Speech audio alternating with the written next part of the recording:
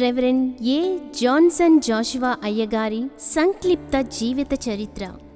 జననము పశ్చిమ గోదావరి జిల్లా పెంటపాడు మండలం ముదునూరు గ్రామ వాస్తవ్యులు. Reverend doctor cardinal Addanki Janaiah గారు, శ్రీమతి డైమండ్ దైవాశీర్వదమ్మ గార్లకు దేవుడిచ్చిన సంతానములో తృతీయ సంతానముగా, ద్వితీయ కుమారునిగా నవంబర్ 1వ తేదీ 1967వ సంవత్సరంలో రెవరెండ్ జాన్సన్ జాషువా అయ్యగారు జన్మించిరి. వీరు బాల్యంలోనే దైవసేవ చేయుటకు తల్లిదండ్రుల చేత దేవునికి సమర్పింపబడిరి. వీరు చిన్న ప్రాయము నుండి తల్లిదండ్రులకు దైవసేవలో సహకారిగా తన వంతు కృషి చేసిరి. విద్యాభ్యాసము బాల్యము నుండి విద్యయందు శ్రద్ధగలవారై యుండెడివారు. 1వ తరగతి నుండి 5వ తరగతి వరకు స్వగ్రామమైన ముదునూరు గ్రామములోను, 6వ తరగతి నుండి 7వ తరగతి వరకు పెంటపాడు గ్రామములోను, 8వ తరగతి నుండి 10వ తరగతి వరకు సకినేటిపల్లి గ్రామములోను విద్యనభ్యసించిరి.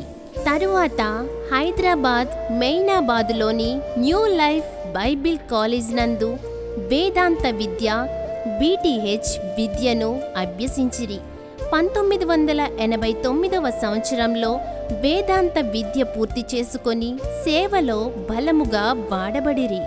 వివాహము కాకినాడ పట్టణస్థులు శ్రీ నేతల రాజుగారు, శ్రీమతి శాంతమ్మ గార్లకు దేవుడిచ్చిన ప్రథమ కుమార్తె రాజా జ్యోతి గారితో ఆగస్ట్ 23వ తేదీ 1989వ సంవత్సరంలో పరిశుద్ధ వివాహము ద్వారా ముదునూరు గ్రామములో జతపరచబడిరి.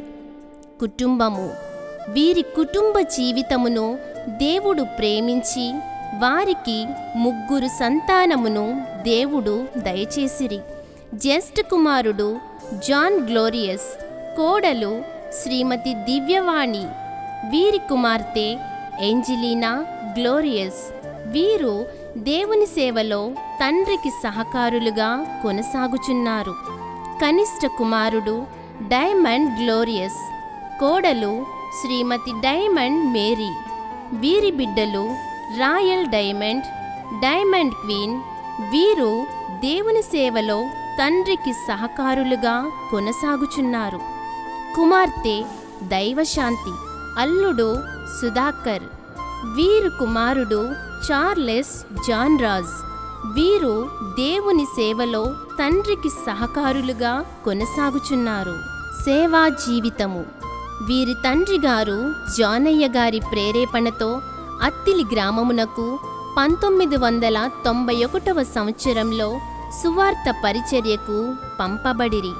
1991వ సంవత్సరంలో దైవ సేవకునిగా అభిషేకము, 1996వ సంవత్సరంలో పాస్టరుగా అభిషేకము, 2001 సంవత్సరంలో రెవరెండ్గా అభిషేకము, 2017 సంవత్సరంలో గవర్నింగ్ బాడీ సభ్యులుగా ఎన్నిక చేయబడి ఘనముగా పరిచర్య సాగించిరి. అత్తిలి గ్రామములోని మరణాతా గార్డెన్స్ను కేంద్రముగా చేసుకొని ఆంధ్రప్రదేశ్లోని అనేక జిల్లాలు తిరిగి సంఘములు కట్టిరి.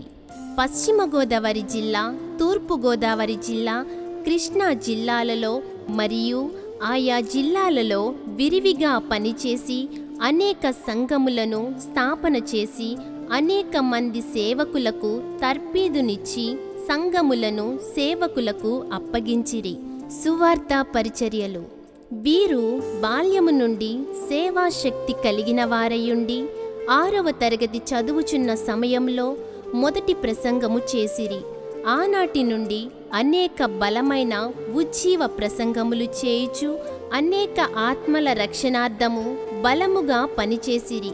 అత్తిలి, తణుకు, సజ్జాపురం, వరిగెడు, గాంధీనగరం, పాలి, రేలంగి, పాలంగి, పైడిపర్రు, మేనవుల్లూరు, ఊదరాళ్లపాలెం, కోడవల్లి, కొమ్మర, పాలూరు, తేతలి, మల్లవల్లి, పోనసానిపల్లి, హనుమన్ జంక్షన్, అగీరపల్లి, రేమల్లి, మొదలగు చోట్ల సంఘములను స్థాపించి వీరి బిడ్డల సువార్త పనిని సాగించుచున్నారు.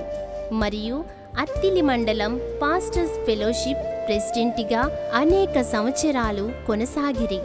నేషనల్ క్రిస్టియన్ కౌన్సిల్ జాయింట్ సెక్రటరీగా పనిచేసిరి. అత్తిలి పరిసర ప్రాంతములలో అనేక సభలు నిర్వహించి అనేక ఆత్మల రక్షణ భారముతో పనిచేసిరి. బైబిల్ మిషను జనరల్ కన్వెన్షన్లో భోజన వడ్డన కమిటీలో చురుకుగా అనేక సంవత్సరాలుగా పనిచేయుచున్నారు. స్వస్థతశాల పరిచర్యలు వీరి తండ్రి గారు జానయ్య గారి ద్వారా స్థాపించబడి నిర్వహించబడుచున్న ముదునూరుపాడు స్వస్థతశాలలో ప్రతి శనివారం బాల్యము నుండి వారితో కలిసి పనిచేసిరి. జానయ్య గారి తదనంతరము స్వస్థతశాల చైర్మన్గా స్వస్థతశాల కార్యక్రమాలు నిర్వహిస్తూ స్వస్థతశాల అభివృద్ధికి కృషి చేసిరి. జీవజలముల సన్నిధి స్వస్థతశాల దేవుడు వీరికిచ్చిన ప్రేరేపణను బట్టి అత్తిలి గ్రామంలో ప్రతి మంగళవారం జీవజలముల సన్నిధి అను పేరుతో స్వస్థత పరిచర్యను ఆరంభించి జరిగించుచు అనేక మంది శరీర ఆత్మీయ స్వస్థతల కొరకును మరియు రెండవ రాకడ కొరకును అనేక మందిని సిద్ధపరచుటకు ప్రయాసపడిరి.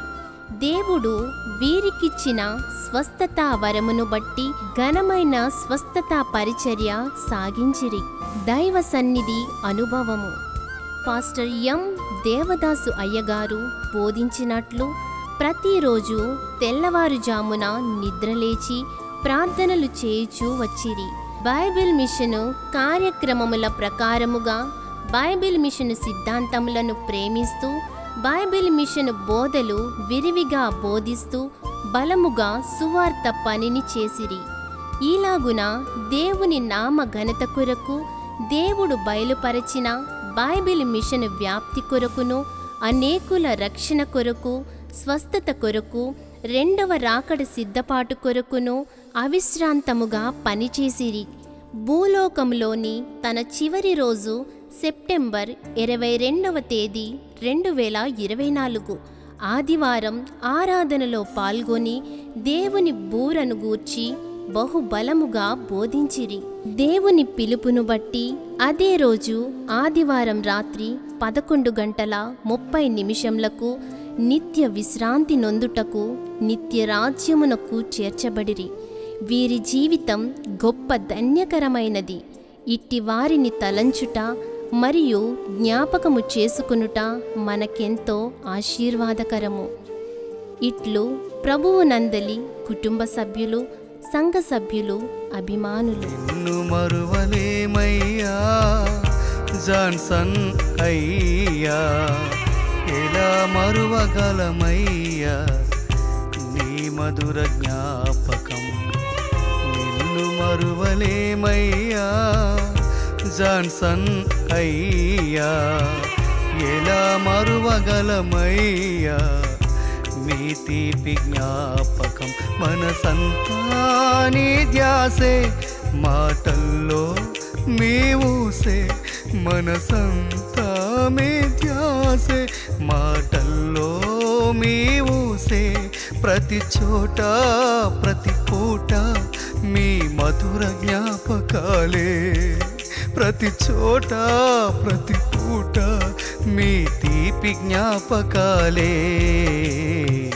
నిన్ను మరువలేమయ్యా ప్రియమైన దైవజనుడా, ఎలా మరువగలమయ్యా మీ మధుర జ్ఞాపకం.